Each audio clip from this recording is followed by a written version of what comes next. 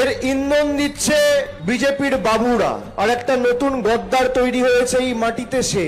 আমি যদি আজকে এখানে না আসতাম তাহলে সেই গদ্দারদের অক্সিজেন দেওয়া হতো। আমি যখন খোঁজ নিয়ে দেখলাম যে এই ঘটনার পিছনে প্রত্যক্ষভাবে তাদের মদত এবং ইন্ধন রয়েছে, যারা কোনোদিন মানুষের পাশে থাকেনি। একটা গদ্দারকে, একটা মির্জাফরকে, একটা বিজেপির দামি ক্যান্ডিডেটকে তো আপনারা বিদায় দিয়েছেন, আর একটা নতুন গজিয়েছে।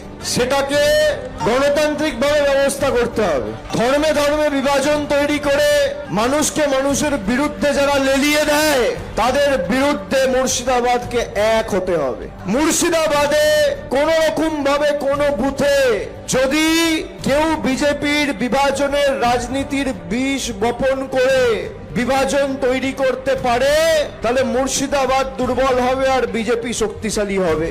আজকে যারা বাবরি মসজিদ নিয়ে রাজনীতি করছে 2019 সালে সেই বিজেপির প্রার্থী ছিল, হ্যাঁ কিনা? তার প্রকৃত স্বরূপ খুব শীঘ্রই জনসমক্ষে আসবে, অপেক্ষা করুন। তার আসল চেহারাটা খুব তাড়াতাড়ি জনগণের কাছে আসবে।